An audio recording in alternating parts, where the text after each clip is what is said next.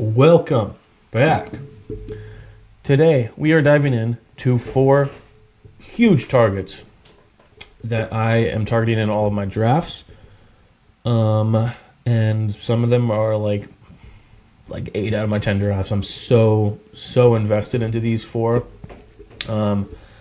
Again, want to say thank you for the love on the first few videos we dropped, and we'll be pumping them out all season long.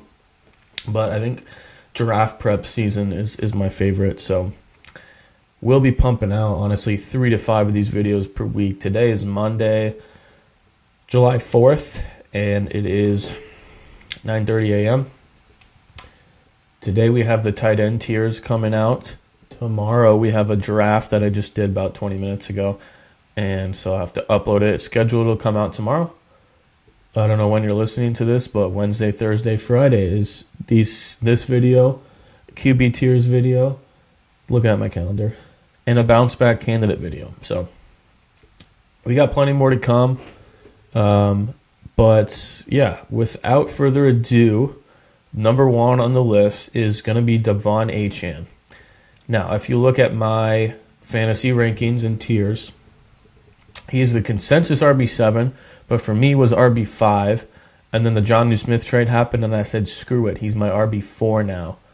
And honestly, he's the leader of tier 2. If there was more certainty with like Tua's health, he would be a tier 1 running back. And I would consider like the whole like argument between him and Gibbs, but that's not here or there. I'll take Gibbs for now. But yeah, and if you want to see those tiered rankings, hit up my fantasy draft guide. The link will be down below. This is what it includes, like tiered rankings, schedule, strength of schedule, O-line rankings, advanced stats, targets and avoids from last year and how that went for me compared to who it is for this year. Soon I'll be having an overall. I'll comment down below what it includes and what is going to be included when I get the time to get around to it and add more. But Achane, all right, like the first stat we have to lead off with is this MFer was the RB1 overall in points per game when Tua was on the field last year, which I forget the number. I don't have it written down. I want to say around. No, I'm not going to guess on how many games that was. You can look it up. But yeah, Achane with Tua, 22.6 PPR points per game. Then you had Saquon right behind him with 22.2 and no one else in the 20s. He was an absolute cheat code. And one thing that I think... Oh, shit, what? Yeah, one thing that I think is worth noting is why was he such a risky pick last year? Because he had multiple injuries his rookie season. He had an outlier efficiency rate that was bound to come down, and it did. It was like 7 or 8 yards a carry. And last year that came way down because the Dolphins' O-line is absolutely terrible. But he didn't miss a single game. He had some small minor injuries, but didn't miss a game. And had a huge workload, which people didn't think he could do that or stay healthy. And he did both. And side note, that's why I have him above Christian McCaffrey. Outside of this Jonnu thing I'm about to get into, is that he's proven that the things people are worried about, they might not have to be worried about. But let's talk about why the Jonnu Smith trade matters. Dolphins target shares behind the line of scrimmage in the first 5 weeks before Jonnu Smith was in a full-time role. You have Tyreek Hill and Jalen Waddle at 23 and 12%. Achane, almost 39% target share behind the line of scrimmage before Jonnu was a thing. And now what's the situation? Jonnu ain't a thing. So that is beautiful. And aside from that, Achane had 176.8 PPR points as a receiver alone in his 17 games last season with Tua. That would have been the wide receiver 37 overall last year. So, like, not only are you taking a guy that is taking the bulk of the load for his team on the ground, you're also taking a top 40 wide receiver. Now, he's not wide receiver eligible, but you're getting all that production. But yeah, like no other receiver was within 40 points of 176.8 PPR points from receiving. Like he would have been in between Khalil Shakir and Cooper Kupp last year as just a wide receiver. So that's phenomenal. Another Jonnu Smith stat: Tyreek Hill, Jalen Waddle, and Devon Achane on the field for 111 plays without Jonnu last year. Target shares in that time: Tyreek Hill 30%, Jalen Waddle 25%, Devon Achane 22%.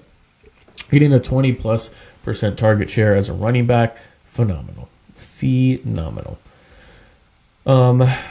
Again, I will mention, I gotta zoom in here. This chart is going to be from 2023. Explosive percentage. We know that Devon Achane was unreal.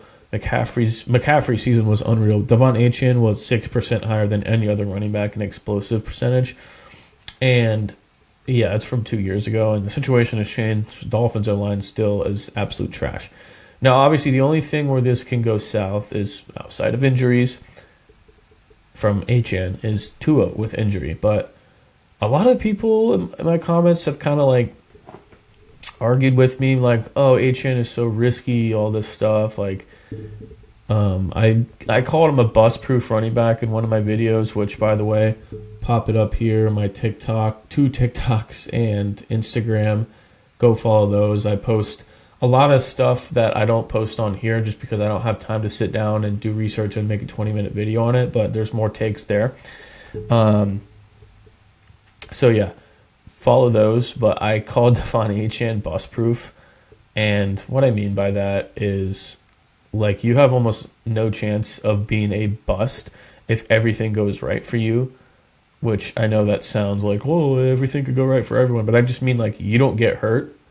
Like, you're playing the full season, and there aren't, like, huge injuries on your team, like, all your wide receivers are getting hurt, so your offense sucks, or your quarterback getting hurt.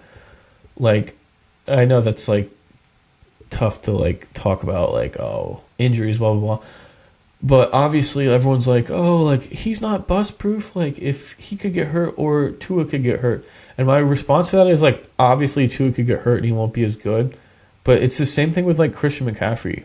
Like, he could get hurt. So he's going to either be a bust or he's going to be a top 5 running back, right? I think it's the same with Achane. He's going to be top 5 running back or Tua could get hurt. In which case, I still think he'd be a low-end RB1. I don't know if you'd call that a bust or not. But, I don't know. That's enough yapping on Achane. Oh, we're frozen. We're back. Number 2 is going to be my guy, Alvin Kamara. I still have never learned if it's Kamara or Kamara. I don't know.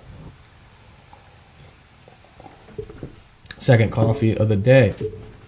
All right, over the last 3 seasons, now this is a weird sample size, and I don't even have the second half sample size, but from weeks 1 through 9, 20.3 fantasy points per game over the last 3 seasons, which was in 22 games. Like, I think it came down. I can't remember. I thought I saw the second half of the season. I'm pretty sure it came 5+ points down in the second half of the season. But this dude is starting the season so hot every single season. I got to pull up his fantasy points per game. From the start of his rookie season, RB4, RB4, RB8, RB1, RB4, RB13, RB3, and last year, RB5. What the hell? What the hell is this guy doing at RB20? I did this last year. I don't remember what specifically he was, but he was outside the top 15. He's like 16, 17, 18, something like that. And I thought it was the dumbest shit ever. Like, why is this guy that finishes top 8 every single season with a lot of top 5 finishes, and he's 29 years old? Is he all of a sudden going to be 35 years old? Like, his production is not the same as other people's, meaning I don't expect him to fall off a cliff as hard as normal 31, 32-year-old might. He'll be 30 in the next month. But I think it's different because he's never rushed for 1,000 yards. I think he had a career high in rushing yards last year. And off the top of my head, it was probably like 800 or 900.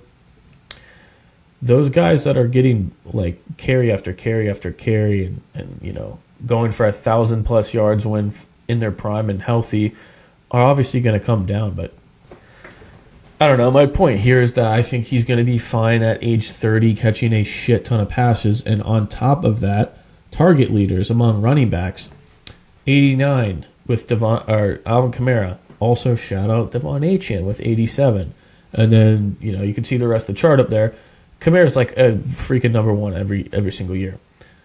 And PPR points per game, I already said he was top 5 or top 6, but here is this chart. I popped it up for Achane anyway. And one thing, there's 2 more points that I want to make. Number 1, the question is with their offense, right? Oh, like not only is he 30, but the offense sucks. The offense sucked last year. They were 24th in points per game in the NFL, and I really wish I kept the numbers in there because I'm sure everyone below them was like a point something difference. So like they were bottom 10 offense, probably close to bottom 5, right? They had Derek Carr. He got injured. They had Spencer Rattler and damn it, who was it? I'm gonna say 2 names, and they're probably gonna be bad. But Trevor Siemian and Ian Book are coming to my mind, but I don't think those are right. But anyway, they had some pretty bad QBs in there. The Chris Olave, Rashid Shaheed, like everyone was injured in this offense. It could not have gone worse for them. Yet he still was a top 5 running back. And, you know, with Olave and Rashid back and healthy, not going to say this offense is going to be super good or anything, but it's better than what he dealt with for like a month or 2 last season when Olave and Rashid were out. Derek Carr was out.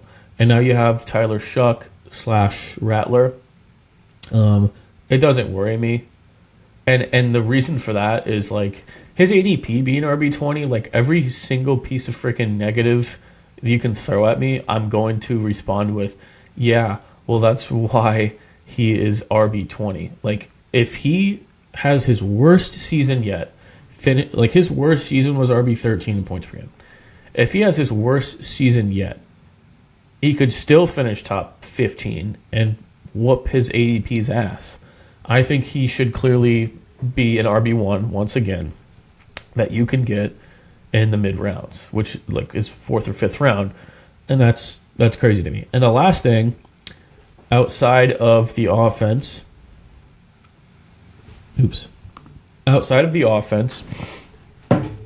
there's this narrative that rookie running backs make an impact on every single team, and I'll talk about that in a sec. But the only change to the Saints running back room was drafting Devin Neal on, I think, day 3, who is a pass-catching back. But in my opinion, that's like, I'll pop this tweet up from you. This was my tweet last year. A list of rookie running backs that will apparently steal the starting job, according to my comments. Jonathan Brooks, I think everyone thought that, so that's okay. Trey Benson, he didn't do shit. Ray Davis, he made some noise, but James Cook was a top 10 running back, scored 20 touchdowns. Tyrone Tracy, he did, but Devin Singletary sucks. And I think I'm going to sound like a Tyrone Tracy hater. I went to Purdue. Tyrone Tracy went to Purdue. I love Tyrone Tracy. I don't think he was all that good last year. I think the offense sucked. He had huge fumbling issues, and he took it over because Devin Singletary is the worst mid-running back ever. Bucky Irving, nobody saw that coming. Not one single person saw that coming. Blake Corum, we all know everyone thought he was going to make noise, and he didn't do a damn thing, even when, well, I guess he didn't get too much opportunity. Kamani Vidal, do we remember this Kamani Vidal hype? That, like, he was going to take Gus Edwards. Like, obviously J.K. Dobbins was the RB1 in L.A., which not many people saw coming. Gus Edwards was dust, and he was still behind both of those two. He's this random, like, 7th-round rookie. And Dylan Lobby, like, I don't know if anyone else remembers this. This was a thing. where they're like, oh, like Samir White was supposed to be the RB1 here, and then there's like Alexander Madison, Amir Abdullah, Sincere McCormick, Dylan Lobby. Everyone's like, oh, this Dylan Lobby guy, he's making some noise in training camp. He could easily finish as the starter in that backfield. What are we talking about? Like, I just think everyone needs to chill the hell out with thinking that these day 3 picks are going to not only steal touches, but like take the starting job. Like last year, Braylon Allen. I don't have Braylon Allen on this list. And obviously he did do some good things last year. I don't think he was a very efficient running back. But I remember being all over Breece Hall last year, and that was wrong. But everyone in my comments that were Breece Hall's haters, well, that's going to be Braylon Allen's job by week 6. Why? Breece Hall is a star running back in the NFL. And, I'm going on this really random rant. I don't think anyone thinks Devin Neal is taking Kamara's job, but I just wanted to yap about this. Like, I'm hearing this relates to Devon Achane. I hyped up Devon Achane, and we know that this happened with Jalen Wright a little bit last year. Or I think it definitely would have happened had Mostert not been there. And Ollie Gordon, another day 3 pick. People are saying, I don't know, I'd be careful with Achane. His workload's going to come down, even though their coaches are telling us it's going to go up, because Ollie Gordon will take some work and Jalen Wright will be more involved. Why? I don't know why people think these random day 3 running backs are going to take work away from not only starting running backs, star running backs in the NFL. So don't worry about no damn Devin Neal, all right? Before the next 2, real quick, join Underdog with the code FORTUNE. You'll get up to $1,000 for free. You can get every single week. They will give you these half-a-yard promos that they're free squares. All you have to do is pair one thing up with it and make your picks. You can join these best ball drafts that I've been doing. I did a live stream. It wasn't a live stream, but I did a draft and put it out on my YouTube. You can enter these things for $3, $4, $5. And their prize pools are hundreds of thousands up to $1 million. Very, very fun to be drafting in July. Why not throw $3 out? Make a draft. Drafting is freaking awesome. Everyone looks forward to draft day every single season. Let's give yourself a couple more draft days. And half of the money they will double whatever you deposit, and you'll have free extra money to use. So, number 3, everyone will hate this. Justin Fields. I shouldn't have yapped about that one still, about Achane, or the running back thing, because I think this may take a bit. Justin Fields is the most disrespected quarterback outside of my guy Anthony Richardson, but Richardson is probably pretty deserved. Not all of it, but Justin Fields, man, his ADP is 107 overall at QB 15. And the reason that I'm all over him, he's got 2 starting seasons under his belt, QB 5 in points per game and QB 9 in points per game. Last season, he was QB 6 overall through the first 6 weeks while he was a starter for the Pittsburgh Steelers before they idiotically decided to throw Russell Wilson in. He's also one of 2 quarterbacks in NFL history, outside Lamar Jackson, to rush for 1,100 plus yards in a season. Whether you think he is a good NFL quarterback or not, he is going to be a valuable piece for fantasy football. And there is I'll get to the freaking Fields arguments I've been into at the end.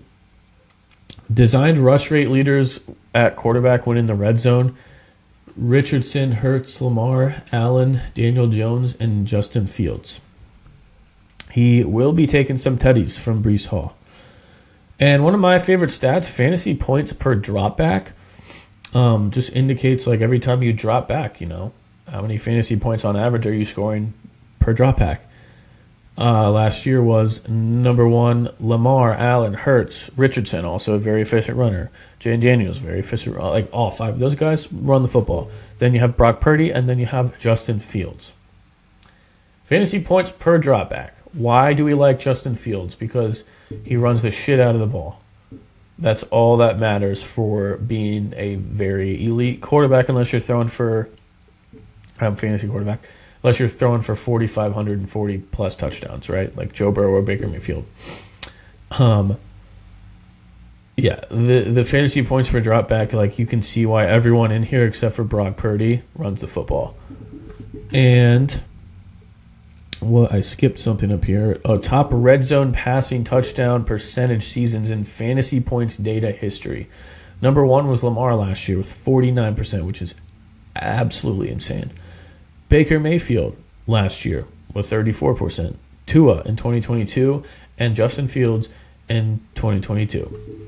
Now, no, oh here, oh no, I lost my stat. I don't know, but when he finished as a top 10 quarterback in points per game in his starting seasons,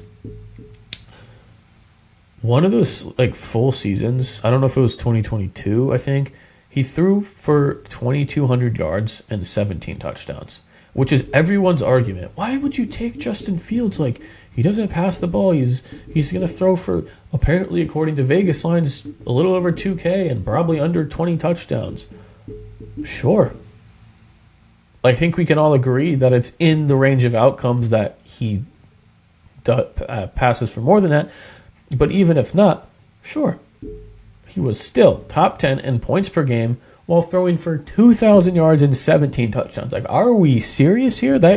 I don't know. People use that as a point against him, which I get it. It sounds like such a negative thing, but the fact that he did that and was a top 10 quarterback sounds phenomenal to me.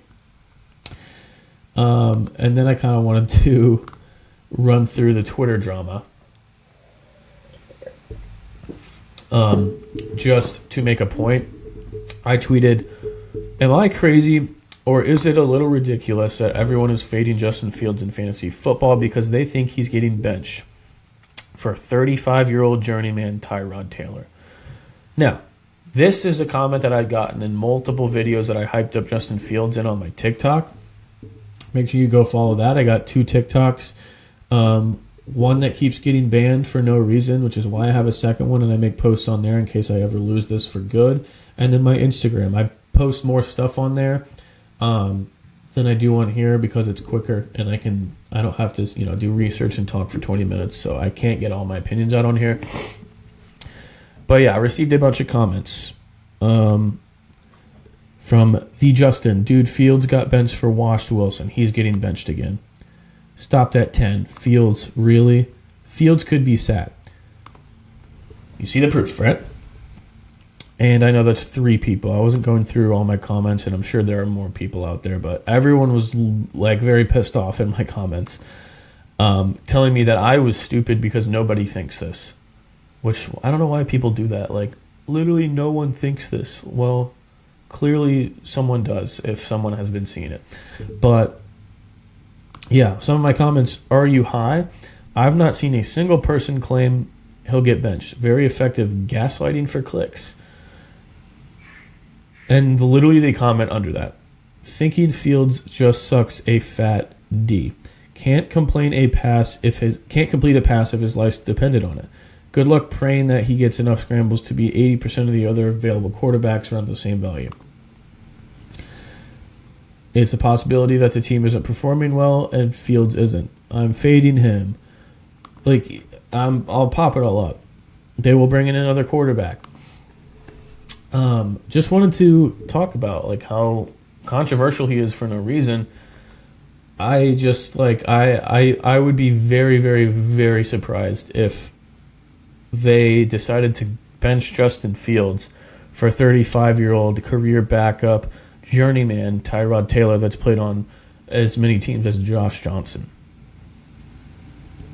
Unless it's in the last couple of weeks of the season in which you can stream a quarterback, and that would only be because they're fighting for a number 1 overall pick or something. I don't know. I don't see it. But number 4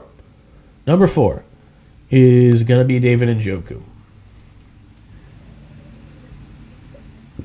And I talked about this in tight end tiers on Monday. Today is Monday. So if you already heard that, you I'm going to say the same things. But number one, tight end 5 overall last season, tight end 6 in PPR fantasy points per game, tight end 3 in expected fantasy points per game, 9.9 targets in games where he ran at least 60% of the routes, 23.6% target share, ADP by year, tight end 17, tight end 8 finish, tight end 9, tight end 5 finish, tight end 10, tight end 5 finish, and now he's the tight end 10 again. I have him ranked as my tight end 5, not because he happened to finish tight end 5 the past 2 seasons, which everyone forgets about. I don't know why he gets undervalued every year, and I know this year it's like, oh, the offense is bad. He's not going to have very good quarterbacks. Has that not been the case the past few seasons? Like the past 2 years, they've been ass. They've been Deshaun Watson, terrible. Joe Flacco, are we really going to gas up Joe Flacco? No. And Flacco's there this season, so he's had success with Flacco. Jameis Winston, fantasy scam, bad quarterback. Dorian Thompson-Robinson. I can't even name all the quarterbacks that have played the last 2 years on that team. I don't really give a shit who the quarterback is this season. He's going to produce. He's a clear top 2 target earner on this team. And the last thing I want to point out is everyone that is Travis Kelce lovers, he has the exact same receiving yard line as Njoku, 699.5, and Njoku's projected for more touchdowns. Yet he goes 30-plus picks later, 5 tight ends after. Just something worth pointing out, in my opinion, that somebody that goes hence my rankings. I have Njoku tight end 5 and Kelce tight end 9. It's pretty much the opposite in average draft position, but literally every negative I have towards Travis Kelce, I don't know why I turned this into a Kelce and Njoku debate every video. I did this last video. But yeah, I think David Njoku is very undervalued. When I'm doing these drafts like I did yesterday, you have the elite 3 tight ends in tier 1. Tier 2, you have Sam Laporta, who I like. After that, I don't want to reach on Hawkinson. I'll get to why in my Vegas Part 2 video. I think he's a bit of a reach. Kelce and Andrews are huge reaches in my opinion. So I wait all the way till after them to target David Njoku or Evan Ingram. But that'll do it. Please like and subscribe if you enjoyed this. It means a lot. We'll be pumping these out. So thank you for listening, and we'll see you in the next one.